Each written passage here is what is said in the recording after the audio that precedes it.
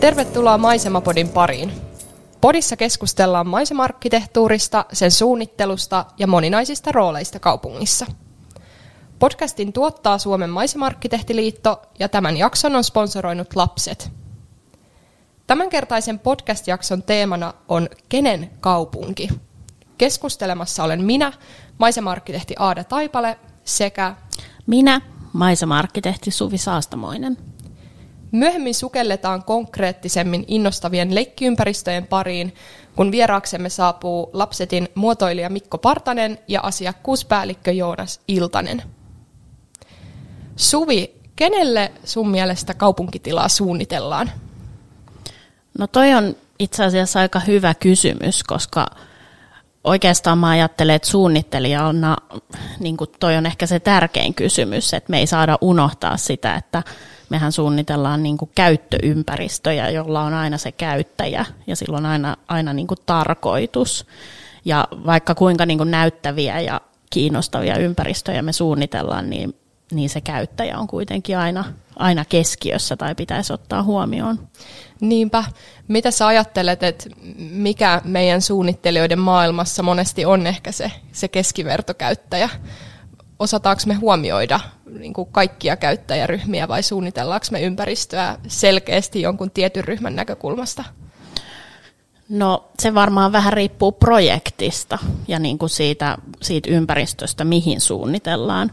Että kaikista parhaimpia projektejahan on sellaiset, missä päästään osallistamaan käyttäjiä ja niin kuin tehdään se pohjatyö sille, että niin kuin tunnistetaan se käyttäjä. Et ollaanhan me myös suunnittelijoina niin kuin yksilöitä, että tavallaan meilläkin on jotain ennakkoluuloja ja pitäisi niin kuin osata olla tietoinen myös niistä. Niinpä, ja ehkä siitä se hyvä suunnittelu loppujen lopuksi muodostuu, että hyvin suunniteltu ympäristö on puoleensa vetävä ja innostaa mahdollisesti kaikenikäisiä käyttäjiä viettämään aikaa siinä kyseisessä kaupunkitilassa. Niinpä, ja kun puhutaan julkisista ympäristöistä, niin se niin kuin ideaalihan olisi, että ne on oikeasti kaikille käyttäjille avoimia ja kaikille hyödynnettävissä ja kaikki olisi niin kuin tervetulleita sinne. Ja se myös on aika kiinnostava ajatus, että julkinen kaupunkitila voisi niin kuin olla se paikka, missä erilaiset ihmiset tapaa toisiaan tai kohtaa toisiaan. Niinpä. Ja toisaalta kaupunkitilassa tarvitaan myös sellaisia paikkoja, jotka on ehkä sitten suunniteltu ja kohdennettu nimenomaan jollekin tietylle käyttäjäryhmälle ja ehkä sellaisesta keskiverto-aikuiskulkijasta poikkeavalle ryhmälle tulee ensimmäisenä mieleen esimerkiksi lapset, joille kaikenlaiset leikkiympäristöt ja toiminnalliset ympäristöt on äärimmäisen tärkeitä ja kiinnostavia paikkoja. Niinpä.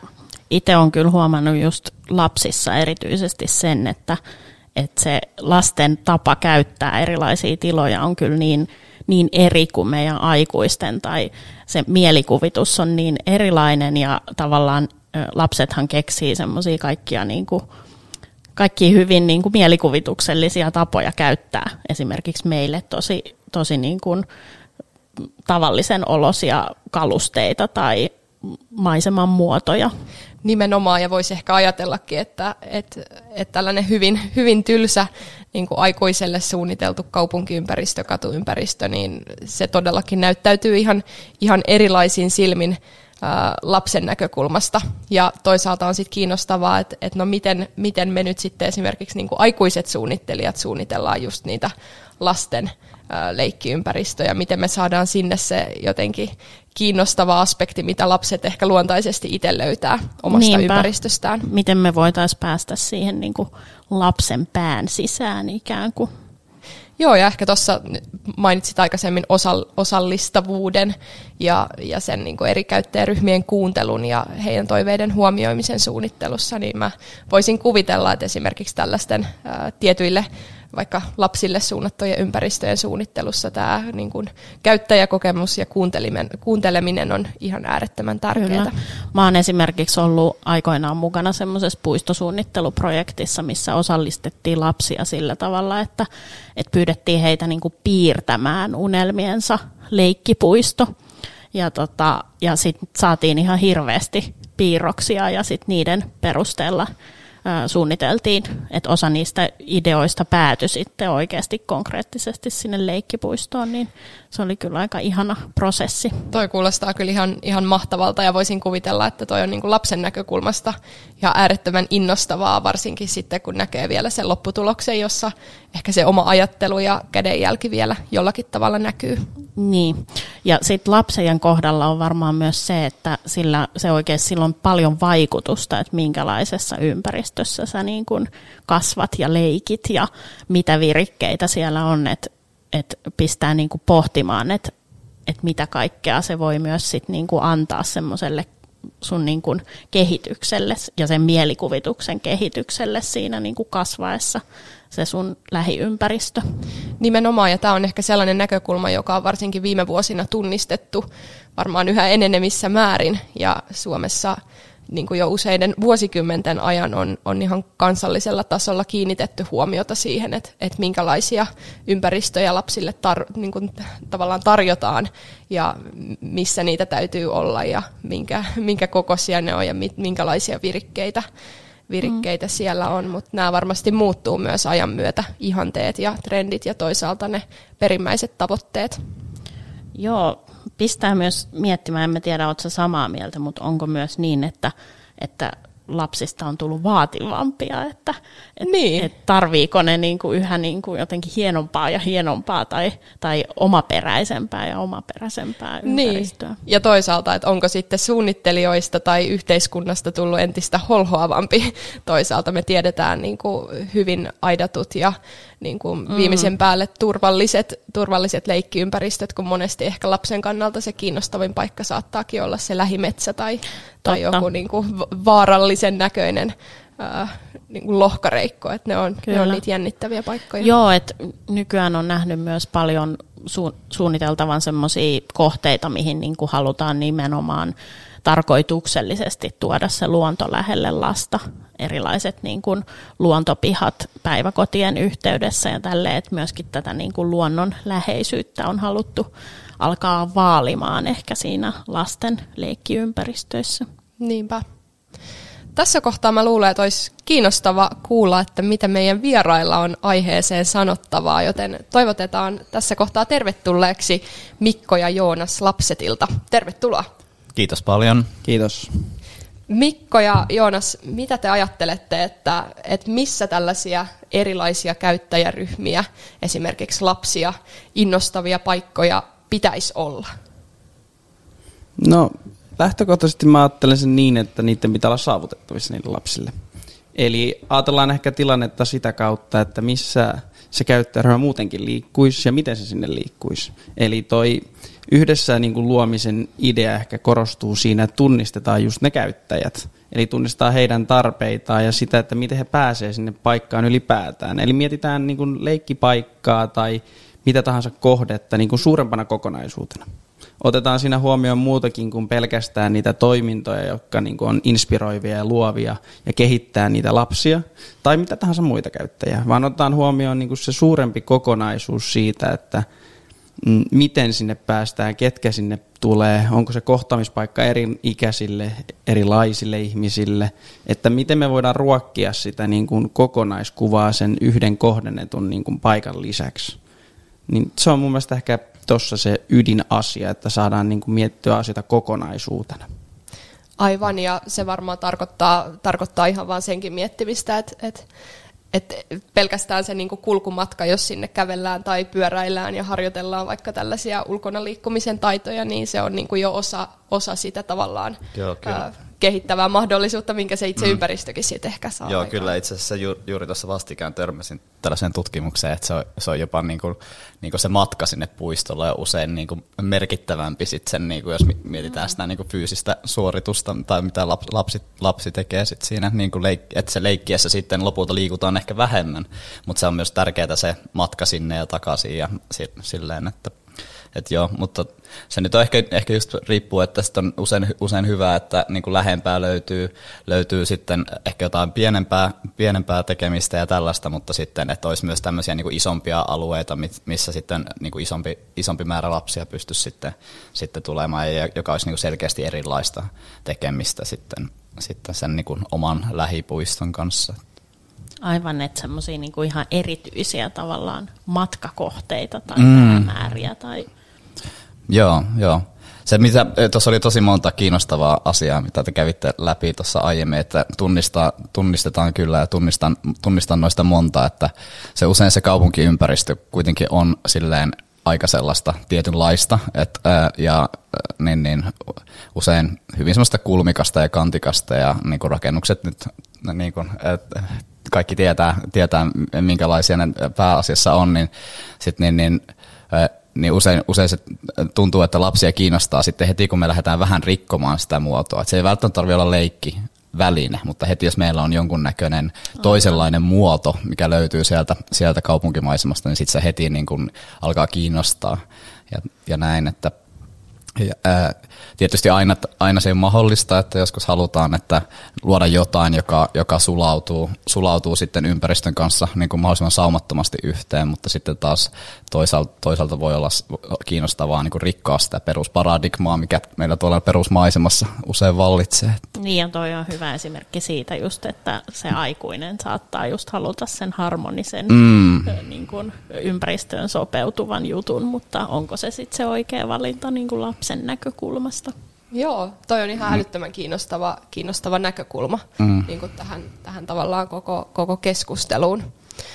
Minkälaisia mahdollisuuksia sitten nämä itse leikkiympäristöt tarjoaa lapsille? Et siellähän se niin kuin, siellä niitä niin kuin, tavallaan poikkeamia ja niin kuin kaupunkirakenteen rikkojia alkaa olla sitten entistä enemmän, että se ei ole vain joku yksittäinen elementti. Joo, eli jos mä vaikka aloitan, niin tietysti paljon kun suunnitellaan erinäköisiä toiminnallisuuksia, niin koitetaan hyödyntää tutkimusta ja ollaan myös itse aika paljon tehty ja teetetty tutkimusta. Meillä tehtiin kokonainen väitöskirja tuossa 2000-luvun alusta siitä tämmöistä lapsen motorisista taidoista ja niiden kehittämisestä, ja sitä edelleenkin kaivetaan arkistoista aika usein sitten, kun suunnitellaan uusia aspekteja. Ja sitten tämmöiset, ehkä niin tämmöisenä tuoreempina trendeinä just tämmöiset niin tunnetaidot ja niin pehmeämmät aspektit on sitten tullut enemmän esiin. Ja sitten niihinkin on tehty nyt ihan konkreettisia juttuja, tämmöisiä tunnetaitopuistoja ja muita, joissa pystyy sitten, sitten tämmöisiä erilaisia taitoja tuomaan esiin. Ja tietysti mitä Joonaskin mainitsi, tämmöinen niin inklusiivinen suunnittelu, niin se on yksi niin kuin tärkeimpiä tämmöisiä teemoja meidän kaikissa tuotekehitysprojekteissa tällä hetkellä, että sitten huomioidaan mahdollisimman laajasti erilaiset ihmiset, ja niin se ei välttämättä tietenkään tarkoita sitä, että joku tulee sinne aina pyörätuolissa, että se on hyvin ääriesimerkki, että voi olla, että on joku vaikka jonkunnäköinen kevyempi motorinen häiriö vaikka raajoissa, että periaatteessa pystyy käyttämään kiipeilyrakennettakin ihan hyvin, mutta sitten tarvii vähän lisäapua siihen, tai just vaikka jos ei vaikka näe kovin hyvin, niin sitten meilläkin on paljon semmoisia äänipohjaisia ratkaisuja ja muita, jotka toimii sitten taas tosi hyvin, että pystyy leikkimään silti niiden muiden lasten kanssa, ja me ei eriytetä sitten niitä lapsia erilleen, vaan koitetaan sitten pyrkiä luomaan semmoisia niin kuin leikkiympäristöjä, missä sitten kuitenkin niin kuin, kaikki lapset pystyisivät keskenään leikkimään, eikä silleen, että kullekin on joku oma niin kuin segmentti sieltä alueelta katsottuna. Joo. Ihan siis täysin samaa mieltä totta kai, että niin kuin siinä päälähtökohtana on se, että pystytään osallistamaan kaikki siihen leikkiin. Antaa se mahdollisuus kaikille. Luodaan olosuhteet, missä niin kuin riippumatta siitä, että millainen sinä olet tai mitkä on sun sen hetkiset niin kuin taidot liittyen ikärakenteisiin tai rajoitteisiin, niin mahdollistetaan se paikkaleikki, se paikka olla yhdessä, se paikka, missä se luovuus voi oikeasti päästä valloilleen, että sä saat sen hyödyn siitä paikasta, missä sä olet. Eli ne mahdollisuudet, mitä mä mietin, on rajattomia. Voidaan puhua motorisista asioista, kognitiivisista, sosiaalisista, ylipäätään liikunnallisista. Ne voi kehittää sua niin kuin peruskehityksen tavalla. Ne voi myös edesauttaa sitä, jos sulla on jonkinlainen tietty rasite, mikä ei välttämättä olisi niin kuin normaaliolosuhteissa semmoinen, että se mahdollistaa sitä leikkimistä. Niin luodaan semmoinen olosuhde ja ympäristö, missä on osallistavaa toimintaa, että kaikki pääsee siihen mukaan. Mikä mielenkiintoista keskustelua. Mikä rooli sitten semmoisella niin kuin näyttävyydellä ja semmoisella niin kuin omintakeisuudella tai semmoisella niin kuin uniikilla ympäristöllä tai muodolla on niin kuin tässä houkuttelevuudessa? Ehkä mä voin tähän aloittaa, niin ehkä mä otan tämmöisen hyvin käytännön läheisen niin kuin lähestymisen. Eli silloin kun se leikkiympäristö on hyvin pieni, niin se ei sitä suunnittelijaa ehkä niin paljon niin kuin kiinnosta, miltä se niin kuin näyttää. Se laitetaan sinne enemmän sen tarpeen ja toiminnallisuuden vuoksi. Mutta sitten kun me ruvetaan puhumaan just tällaisista isommista kokonaisuuksista, niin, ja sitten se onkin yhtäkkiä aika merkittävä osa sitä maisemaa ja kaupunkikuvaa, niin sitten siellä rupeaa se niin kuin estetiikka ja tällaiset niin kuin asiat yhtäkkiä kiinnostamaankin, koska se on vähän merkittävämpi nappula siinä niin kuin kokonaisuudessa kuin se pieni puisto. Ja, useimmiten tämmöisissä tapauksissa me niin kuin mieluummin annetaan se niin kuin, kynä teille, eli niin kuin maisemasuunnittelijoille, koska te kuitenkin ymmärrätte sen kokonaisuuden siinä ympärillä, ja tiedostetaan se, että vaikka meille joku isoveistoksellinen näyttävä tuote olisikin hyvin iso ja merkittävä juttu, niin sitten siinä taas kun suunnitellaan vaikka isompaa aluetta, niin se on yksi pala peliä ja näin. Ja pyritään sitten tietysti tukemaan parhaamme mukaan. Meilläkin on iso tiimi suunnittelijoita ja just ehkä me tuodaan sitten mieluummin sitä puolta, missä me ollaan hyviä. Eli tällaiset niin kuin vaikka ymmärrys lapsen leikistä ja leikkitoiminnoista ja tietenkin tuoteturvallisuudesta, mikä korostuu, kun tehdään jotain vaikka räätälöityä, niin se niin kuin todella tarkasti pitää siinä koko suunnitteluprosessin ajan niin kuin sitten niin kuin seurata sitä, että sinne ei pääse mitään kiellettyjä rakoja tai niin kuin putoamiskorkeuksia syntymään. Niinpä. Joo, ja toi niin kuin, tavallaan toi on aika tärkeä näkökulma, että se leikkiympäristökin ja näyttävä ympäristökin, niin se on aina kuitenkin jollain tavalla osa sitä kaupunkirakennetta. Ja toisaalta sitten tulee niinku mieleen kysymys siitä, että ehkä tällaiset hyvin näyttävät huolella suunnitellut ympäristöt saattaa muodostuukin aika isoiksi vetonauloiksi sitten. Ja ehkä luuletteko te, että kaupungitkin niinku käyttää tätä esimerkiksi omassa brändäyksessään? Kyllä ne käyttää, ja tämä on ehkä nyt niinku pikkuhiljaa herännyt myös täällä Suomessa, että mehän toimitaan niinku maailmanlaajuisesti ja on niinku helppo sanoa, että muualla ollaan aika monta askelta edellä niinku tässä niinku trendissä, että sieltä voi tuoda niitä esimerkkejä, milloin just tehdään vaikka näyttäviä tämmöisiä leikkimaisemia, on, että jos rakennetaan joku vaikka iso uusio-alue, niin usein sille tehdään tämmöinen vetonaula, ja se saattaa olla joku vaikka lähipuisto tai mitä me voitaisiin kutsua lähiliikunta-alueeksi, ja siellä sitten on paljon sitä rakennettua puistomaisemaa, jossa on sitten ei pelkästään lapsille, mutta siellä voi olla niin kuin liikuntavälineitä ja sitten niin kuin hienosti tehtyjä vesialueita ja muita, ja sitten siellä usein saattaa olla just tämmöinen yksi sitten suurempi veistoksellinen niin kuin leikkialue ja muuta. Ja sillä on tietysti iso rooli sitten sen niin kuin asuinalueen markkinoinnissa ja muussa. Mutta sitten myös julkisia tiloja näkee paljon, ja siinä usein just sitten ehkä näissä taas sitten korostuu vähän eri asiat, että usein siellä on joku taustalla joku paikallinen identiteetti, joku ehkä paikallinen tarina, vaikka tehtiin Länsi-Australiaan just sellainen puisto, jossa heillä oli tämmöinen oma hedelmä, Silky Pear, vai oli niinku se englanninkielinen, mikä se olisi, silkkinen päärynä, ehkä vapaasti suomennettuna joku siellä kuuntelee, että voi ei, mutta mutta sekin, vaikka tässä oli tämmöinen niinku, esittävä aihe, niinku teema, niin se oli hyvin pelkistetty, että se oli tehty niinku hyvin sellainen arkkitehtoonisesti sitten sen maisemasuunnittelijan toimesta, ja me sitten useampi revisio tehtiin yhdessä, ja sitten lopulta löytyi sen niinku hyvä tapa tehdä sitä, mutta just tämmöinen niin kuin tarinalähtöisyys myös niin on niin kuin aika usein esillä. Joo. Niin, ja se varmasti just usein liittyy sit siihen isompaan alueeseen tai niin kuin johonkin suurempaan teemaan sillä alueella. Joo, just näin. Kyllä, ja se voi myös kuvastaa koko sen alueen asukkaiden identiteettiä tai sitä lähtökohtaa, että mitä he kokee olevansa, mistä heidän juurensa tulee. Eli se yksittäinen kohtaamispaikka, joka tässä kohtaa nyt olisi se hienosti muotoiltu, esteettinen, vaikka leikkiväline, niin se voi kuvastaa just tämmöistä tarinallisuutta, eli siinä on niin kuin sen yhteisön tarina ja tausta mukana, ja heidän kädenjälki näkyy siinä, jolloin siitä tulee myös kohtaamispaikka, eli se ei pelkästään ole ehkä niille käyttäjille, kelle se on suunnattu, vaan se niin kuin tuo yhteen sen yhteisön. Ja se on myös niin kuin iso osa sitä yhdessä suunnittelemisen ideaa, kun tehdään uniikkia räätälöityjä ratkaisuja, jotka soveltuu siihen niin kuin ylipäätään siihen niin kuin kaupunkikulttuuriin tai sen estetiikkaan tai alueeseen. Joo. Miten mainitsit Australian? Pelätäänkö me Suomessa tehdä tällaisia kustomoituja ja tosi näyttäviä ratkaisuja vai niin kuin, onko se vasta tulossa tänne vai mikä meitä niin kuin estää täällä?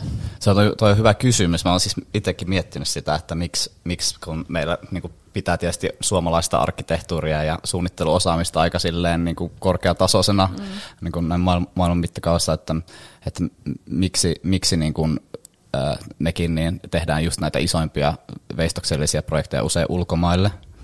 Mutta ehkä se on sitten myös tietyllä tapaa odottaa sitä, että usein tarvii sen 1 tai 2 kohdetta, ja sitten kun tavallaan ne joku tekee ja sitten ne todetaan, että hei, tämähän toimii ja tämä on hyvä juttu, niin sitten se sitten lähtee usein sitten aika orgaanisesti sitten kasvamaan ja muuta. Että ehkä se on vaan semmoinen trendi, joka ei sitten vielä oikein ole niin kuin jalkautunut Suomeen. Että mä uskon, ehkä mä jotenkin ajattelisin, että ehkä se ei pelosta niin paljon johdu, ehkä vaan siitä, että ei ehkä myöskään ehkä vaan vielä oikein niin kuin on nähty tällaisia ja tiedetään, että tämmöinenkin olisi mahdollista.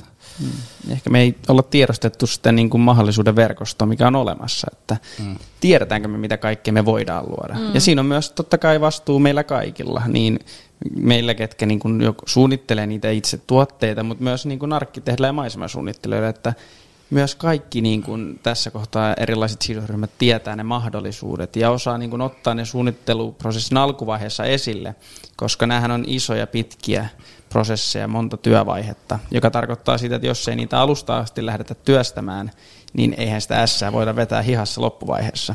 Niin tiedetäänkö me sitä mahdollisuutta ja otetaanko me se tarpeeksi alussa huomioon, että me voidaan niin kuin kaikki perusrealiteetit myös huomioida aluevarauksista, maan suunnittelu ja budjetteihin ja muihin, että ne on niin kuin väkisin asioita, mitkä meillä tulee esille. Niin ehkä se tietoisuuden lisääminen myös tässä kohtaa auttaisi meitä niin kuin viemään tätä asiaa tulevaisuudessa kohti sitä, mitä se voisi olla, että me saataisiin esimerkkejä siitä meidän hienosta ammattitaidosta, mitä Suomessa on, joka on maailmanlaajuisesti, niin kuin Mikkokin sanoi, ehdottoman korkea-arvosta. Joo, ja ehkä toi niinku vaatii myös jonkinlaista sellaista, en mä tiedä, olisiko se nyt ehkä asennemuutosta, mutta jonkinlaista sellaista niinku yhteistä tiedostamista siitä, että niinku puistot ja leikkialueet ja niiden potentiaali ja merkitys. Juuri näin, että se ei ole välttämättä se rakennus, joka on sen koko alueen maamerkki ja mistä se alue tunnetaan, tai joku tietynlainen kaava, vaan että se voikin olla joku tällainen niin kuin aika erityisellekin käyttäjäryhmälle niin kuin lähtökohtaisesti suunniteltu, vaikka toisaalta voisin kuvitella, että eihän niin kuin leikkipuistotkaan enää ole vaan niin kuin lapsille liukumäki ja keinu, vaan että tämähän kuulostaa kaiken teidänkin kertoman perusteella siltä, että näähän on todella monipuolisia ja erilaisia käyttäjäryhmiä niin, ja jos miettii jotain keinua, niin sehän on niin kuin kaiken ikäisille myös sellainen käyttöväline. Olen monta kertaa huomannut tilanteen, että kun lähden vaikka niin kuin ihan tällaisella aikuisporukalla paikkaa, ja sitten jos siellä on keinu jännittävässä paikassa, niin se on niinku ryntäys, kun kaikki haluaa päästä siihen. Joo. No tietenkin, kun maisema-arkkitehtien tai suunnittelijoiden kanssa lähtee reissuun, niin siellähän testataan kaikki leikkipuistot. No se on ihan kaikki väliin. Se on vähän se, erikoisryhmä ehkä. Tarkoittaako, että me ollaan päästy sen lapsen pään sisään nyt ihan oikeasti? Tai me vielä yritetään, niin me ei koskaan pystytä niin kuin täysin sinne päästä. Nimenomaan, ja me etsitään sitä sisäistä lasta tässä koko ajan itsestämme myös. Mutta se on hyvä, kun se, että usein on semmoinen monen asian suunnittelun dilemma se, että se suunnittelija ei liikaa ala suunnittelemaan itselleen, niin tässä kohtaa se on aika mahdotonta, koska kyllä. Ei voi vaan millään päästä täysin sinne lapsen pään sisään, että se pitää sitten just muilla tavoilla hankkia se ymmärrys. Ja toisaalta saa antaa just itselleenkin luvan innostua siitä, mitä ehkä suunnitteleekin jollekin toiselle. Joo, kyllä. Ja ne on usein hauskimpia, just kun vaikka jotain uusia tuotteita suunnitellaan, kun niitä ensimmäisiä prototyyppejä sitten testataan siellä jossain hallin nurkassa, että miten ne toimii. Niitä videoita myös katsoo sitten mieluiten. Mulle tulee mieleen siis, vaikka tämä on ihanaa tämä niinku, rohkea keskustelu, niin mulle tulee niinku mieleen ne realiteetit ja sen, että kun mulla on tilaaja ja mä haluaisin ehdottaa jotain tällaista kustomoitua ratkaisua, niin kuin ikävän usein tulee niinku tilaajalta sit sellaista niinku kritiikkiä, että sen pitää olla hyvin niinku kunnossa pidettävä ja miten tämä kustomoitu ratkaisu kestää ja niinku tavallaan se semmoinen niinku semmoiset realiteetit, että ehkä siinä tulee niinku sit se pelko, että nyt tehdään kallis erikoisratkaisu ja miten tämä on niinku mahdollista ylläpitää. Niin onko tähän mitään helpotusta tai No joo, rohkaisua? Kyllä toi on niinku hyvinkin tuttu huoli ja siis myös niinku usein ihan validi. Että mäkin on pitkän historian tehtiin, että meillä oli on edelleen semmoinen oma suunnittelutoimisto kuin Lapset Creative Lapsenin sisällä, joka teki paljon tämmöisiä niin kuin asiakasprojekteja, teemapuistoasiakkaille, isoille leirintäalueille ja muuta. Ja, niin, lähes kaikki, mitä siellä tehtiin, oli tällaista niin kuin räätälöityä one-off-tyylisiä projekteja. Ja kyllähän se on aina, kun kaikki suunnittelijat tietää, kun jotain tehdään ensimmäisen kerran, niin sehän on silloin prototyyppi. Mutta sitten kun sä teet sen niin kuin räätälöidyn jutun, niin sitten se onkin ulkona. Ja niin meillä ollaan nyt, kun puhutaan näistä isoista räätälöistä leikkivälineistä, niin tiedostetaan tämä ja ei haluta tietenkään tehdä prototyyppejä. Ja meidän niin kuin lähestyminen siihen on sellainen, että me kuitenkin lapsetilla semmoinen modulaarisuus on aika syvällä. Kaikki nuo leikkivälineet on jollain tavalla modulaarisia. Ja historia on niin pitkä. Historia on pitkä ja kun on pitänyt lähettää tavaroita ympäri maailmaa, niin sitten se on ollut tärkeää, että ne mahtuu pieniin laatikoihin, että ne on sitten niin kuin koottavissa siellä. Ja myös näissä nyt räätälöidyssä ratkaisuissa, niin me ollaan pyritty kehittämään sellaista systeemiä, että se ei olisi toisaalta liian jäykkä, että me voidaan puhua räätälöidystä välineistä, mutta että meillä olisi siellä niissä perusrungoissa ja elementeissä niin kuin tällaiset modulaariset ajatukset ja ratkaisut olemassa, johon vaikka ne toiminnot kiinnittyy, mikä sitten takaisi sen, että me voidaan taata se laatu, että niitä ei aina keksitä ja luoda joka projektiin uusiksi, ja sitten niin kuin myös pystytään koko ajan jatkuvasti parantamaan niitä, että kyllä, ja tietysti tiedostetaan myös, että tämä on meille vahvuus suhteessa moniin kilpailijoihin, jotka sitten vaikka usein tämmöisiä räätälöityjä tuotteita tehdään myös paikallisesti, mikä on tietysti meille haaste, kun toimitaan kansainvälisesti, niin sitten kun siellä on se paikallinen vaikka metallipaja, joka koittaa jonkun suunnitelman pohjalta tehdä tämmöisen veistoksellisen välineen, niin usein siellä ei ajatella sellaisia asioita niin kuin vaikka varaosat tai että joku verkko pitää vaihtaa sitten 5 vuoden päästä, niin sitten me koetaan, että meillä on taas siinä osaamista ja sitten voidaan olla vahvoja sitten niissä asioissa, kun taas sitten ehkä ei niin välttämättä pystytä venymään ihan kaikkeen sen itse designin suhteen. Ja korostaa sitä koko elinkaariajattelua, eli kun se suunnitellaan hyvin ja ottaa huomioon nämä asiat, niin monesti se yksittäinen design-innovaatio, joka on nyt johtanut tietynlaiseen uniikkiin tuotteeseen, voi tulla pitkällä aikavälillä edullisemmaksi vaihtoehdoksi. Ne realiteetit on toki olemassa siinä kohtaa, kun tehdään hankintoja ja muita, mutta kun mietitään elinkaarta, että sen tulee kestää, sitä pitää pystyä päivittämään, meillä voi muuttua säädökset, turvallisuuden suhteen meillä voi muuttua se tarve, mikä sillä käyttäjäryhmällä on. Ja sitten tulee ihan luonnollista kulumista, kun sen tarkoitus on kuitenkin olla leikkipaikka. Niin jos me otetaan huomioon tämä suunnittelussa, niin se yksittäinen investointi voi muuttua jopa edullisemmaksi vaihtoehdoksi, kun se tehdään järkevästi ja suunnitellaan hyvin. Niin mietitään se elinkaari niin kuin läpi sen prosessin siitä tyhjästä työpöydästä, missä ruvetaan piirtämään sinne, kun se 20 vuoden päästä on vielä päivitetty ja se on edelleen käyttökelpoinen, turvallinen ja edelleen inspiroiva ja luova paikka ja osa yhteisön kohtaamispaikkoja. Niinpä, että pitää muistaa tuohon just se lisäarvo myös siitä, niin kuin, just siitä mielikuvituksellisuudesta ja siitä niin kuin rikkaudesta, että mitä se voi antaa. Niin siis, joo, se tosissaan se tämmöinen, ehkä tämä nyt hyppää toiseen aiheeseen, mutta sallittakoon. No, aiemmin kun puhuttiin näistä liuvuista ja torneista ja portaista, niin ehkä se edustaa kuitenkin, edelleenkin niille on paikkansa, mutta huomaa, että se trendi tällä hetkellä on pitkään mennyt enemmän siihen luonnon yhdistämiseen, leikkiin, maisemoinnin yhdistämiseen leikkiin, mikä mun mielestä on tosi kiinnostavaa ja semmoista, mitä haluttaisiin vielä enemmänkin tehdä, että ei ajatella niin, että se maisema on tässä, ehkä vähän leikillinen, tehdään sinne kumpu ja laitetaan se väline siihen viereen, vaan että se olisi jotenkin enemmän nivoutus yhteen vielä. Integroitu siihen luontoon, maisemaan. Ja silloin myös helposti päästäisiin vielä muutama askel kauemmaksi siitä, että se leikkivälinekin ei ole niin itsestäänselvä, että mene ylös tuosta, laske alas tästä, vaan että se olisi enemmän ruokkisi sitä mielikuvitusta ja luovuutta. Ja niin kuin, tätä kuulee kyllä siis, tämä menee just tämmöinen open-ended play tai non-specified play tämmöisillä, niin kyllä niin kuin, että tätä ajatusta näkee kyllä aika paljon nykyään. Tuosta pääseekin hyvin siihen, että miten te näette, että tämä niin kuin tulevaisuuden leikkiympäristö on? Onko se sitä, että näitä niin kuin tulee tuolta niin kuin ulkomailta Suomeen just näitä teemoja?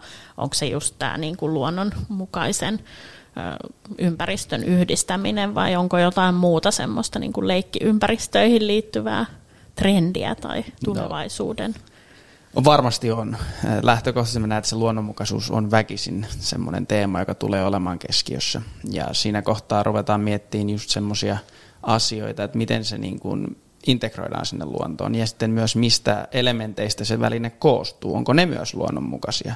Eli mietitään taas vähän sellainen kokonaisvaltaisemmin, että ei pelkästään miltä se esteettisesti ehkä näyttää, mitä luovuutta se ruokkii, vaan mitä sinne tullaan laittamaan. Eli että myös se tuote itsessään olisi mahdollisimman luonnonmukainen ja se olisi luonnollisella paikalla ja näyttäisi luonnolliselta. Se ei poista ikinä sitä leikkiarvoa, mikä siellä on, mutta se mahdollistaa ehkä sen niin kuin suuntauksen, mihin ollaan menossa ja otetaan huomioon monipuolisemmin asioita, jotka ajassa on nykyään todella relevantteja ja tärkeitä. Just näin. Se on jopa itse vähän hassua se, että tämmöinen niin kuin luonnonmukainen leikki on ollut nyt, sanoisin, että melkein varmaan 10 vuotta semmoinen päätrendi niin kuin, leikkivälineissä, mutta se oikeastaan alkoi sieltä estetiikasta ja nyt vasta nämä ympäristöasiat ja muut on ruvennut niin kuin vahvemmin tulemaan pintaan. Niin aivan, että aluksi oli semmoisia niin kuin luonnollisen näköisiä. Jep. Jäljiteltiin sitä metsämaisemaa ja näin, mutta sitten tietenkin ne nyt nätisti menee käsikädessä ja myös ehkä nyt voi ajatella myös, että se on semmoinen perusoletus ja että se pitää pystyä olemaan ympäristöystävällinen se leikkiväline, näytti se sitten niin kuin tällaiselta metsämäiseltä tai luonnonmukaiselta tai ei. On myös tunnistettu se terveellisyyden vaikutus siinä, eli kun ihmiset viettämään aikaa luonnossa on totta kai terveellisempää ja myös sosiaalisesti hyödyllisempää nykypäivän kaupunkikulttuurissa, joka väkisin tiivistyy, mutta myös sille lapselle, kun hän viettää niin kuin orgaanisten aineiden lähellä niin kuin aikaansa, että hän ei ole vain keinotekoisesti tehtyjen kemiallisten niin kuin aineiden vaikutuksen, niin kuin se on terveempi olosuhde leikkiä ja olla. Että niin kuin puhutaan monesti, että tehdään paikkoja, mikä on niin kuin luovuuden lähteitä ja sun motoriset taidot kehittyy, mutta siinä kehittyy niin kuin terveys monipuolisesti niiden sosiaalisten ja motoristen asioiden lisäksi. Niin, ja sitten totta kai nämä alueet yhdistää myös sen, että ne on terveellisempiä niin kuin lapsille ja käyttäjille. Että pelkästään se luonnossa liikkuminen edesauttaa sitä nykypäivän tiivistyvän kaupunkikulttuurin niin kuin ehkä haittapuolta, että ei päästä niin lähelle luontoa. Mutta sen lisäksi, kun ne materiaalit ja paikat on osa luontoa, ne on terveellisempiä lapsille muutenkin. Eli sä saat niin kuin luonnollisia materiaaleja, olet lähellä niitä, etkä ole pelkästään kemiallisten yhdisteiden lähellä, jotka on vähän niin kuin epäedullisia terveydelle. Eli sun niin kuin terveys paranee ei pelkästään motorisesti tai kognitiivisesti tai sosiaalisesti, vaan se terveys paranee ylipäätään. Todennäköisesti jopa lapset on vähemmän sairaita tulevaisuudessa, koska ne paikat on luonnonmukaisempia ja ne on niin kuin luonnollisia. Ja tämä on varmaan erityisen tärkeää niin kuin tiivistyvissä kaupunkiympäristöissä, jossa monesti se luonto täytyy niin kuin tuoda sinne keinotekoisesti. Joo, mä voin muutaman tuollaisen ison trendin vielä ehkä tuohon nostaa esiin. Eli tuohon jatkan mitä sanoit, eli se tiivistyvät niin kuin kaupunkiympäristöt on niin kuin fakta.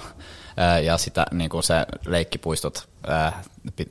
leikkipuistojen tai leikkiympäristöjen pitää siihen pystyä niin kuin kans vastaamaan, eli huomataan, että